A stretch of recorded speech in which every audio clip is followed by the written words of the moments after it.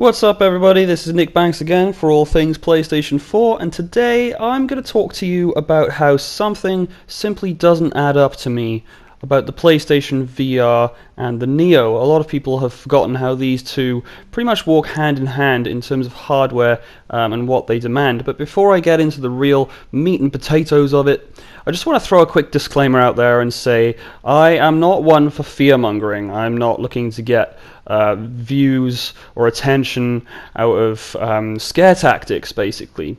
I'm simply throwing out what I'm about to discuss as a hey, look out, a potential warning. So without further ado, let's crack into it.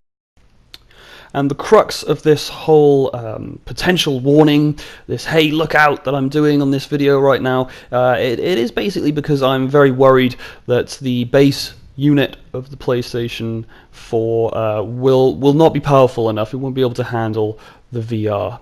And I know that there have already been Sony executives trying to put people's mind at rest about that, and I will come onto that later on. But I wrote a lengthy article a while back on my website called PlayStation 4K and VR's Place in the Market. The link to that article is below in the description. You're welcome to check it out. It might help clear a few things up for you after seeing this video. But in that, I discussed the whole reason that the PlayStation Neo was being made solely for the hardware, needed to run an acceptable VR experience. Everyone seems to have forgotten about the interplay between the two. And Andrew House has cleverly put a special kind of PR spin on all of this now when journalists ask him PlayStation Neo-related questions.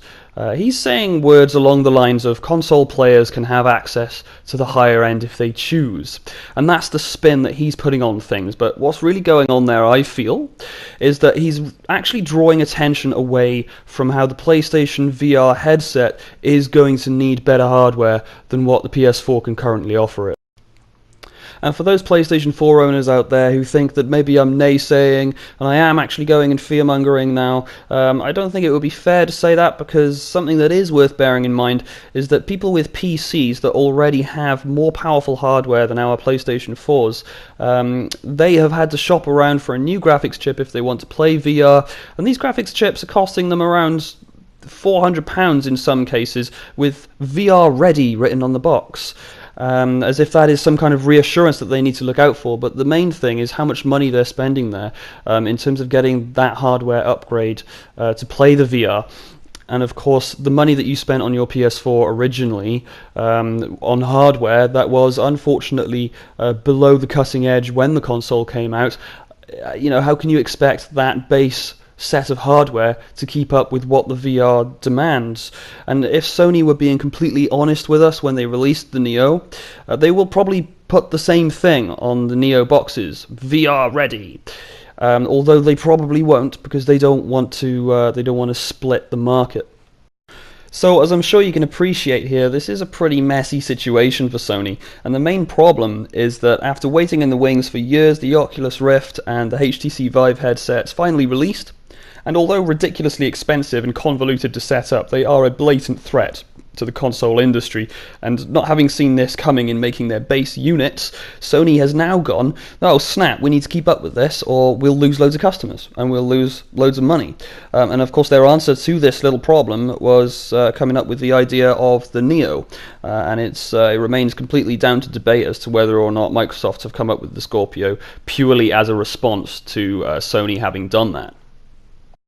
And the thing is, so far as I can tell, nobody out there seems to be talking about how the Neo being released after the PlayStation VR headset would be a problem. There would be a hardware issue there, and Sony would be dealing with a lot of complaints. And another thing that seems obvious to me that no one is talking about is kind of a post-E3 situation. And I will explain that right now. We were told at the end of the Sony conference that we had nothing to worry about with our base PS4 units. First off, of course they're going to say that, as I said earlier on.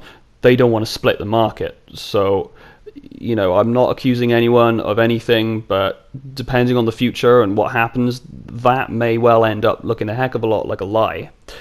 And the Farpoint demo was, that was demonstrated to us, and you could see that text on the bottom of the screen saying running on a base PS4. But what did we get in that Farpoint demo? They were pre-recorded gameplay segments and cutscenes, and I think there's a reason for that.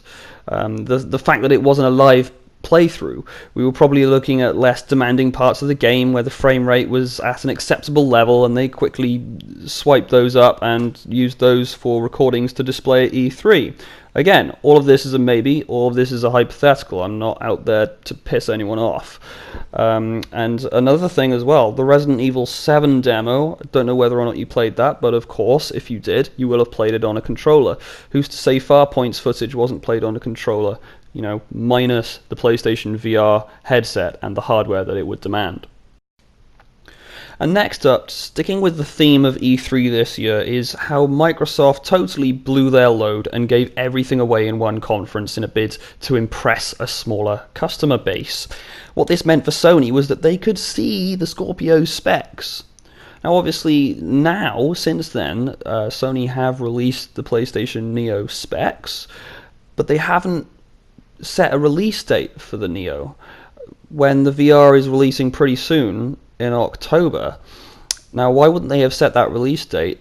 Again, a hypothetical. I feel like they've taken a step back and they've looked at the Scorpio specs, which currently stand as being better than the Neos, and they've well, not necessarily gone back to the drawing board, but they're reworking it before they can confidently sit down and give people a date. So Microsoft have perhaps shot themselves in the foot there. So if my fear of base PlayStation 4 units not being up to standards to run the PlayStation VR comes true, then Sony is going to be dealing with a lot of pissed off customers if the Neo releases after the VR. And they'll be dealing with a lot of pissed off customers anyway if that's true, because all the people who own base units will have to get another one. A better one, a probably more expensive one. So not only will these customers have discovered that after all the money they spent, their VR games will be graphically subpar with choppy frame rates, but also Sony has been dishonest with them. And in that horrible period of time where Sony is going to be dealing with great torrents of complaints until the Neo is released, further damaging their reputation and probably the stocks of their company, the only thing that Sony's customer service is going to be able to tell people is, well, they'll have to ignore them until the Neo comes out, and then when it does come out, they'll have to say, oh, well, in a polite way, sorry, you're going to have to get the Neo. And people aren't going to like that. People aren't going to like that one bit.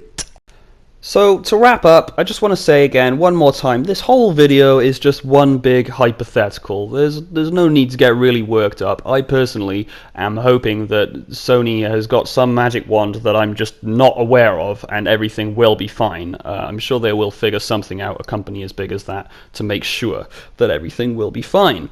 And as much as I personally loathe to spend the extra money all over again at this point in the generation, after finding out the things that I found out, it's looking like I'm going to get a Neo, and the reason being just to be safe, to know that I'm not going to be one of those angry customers.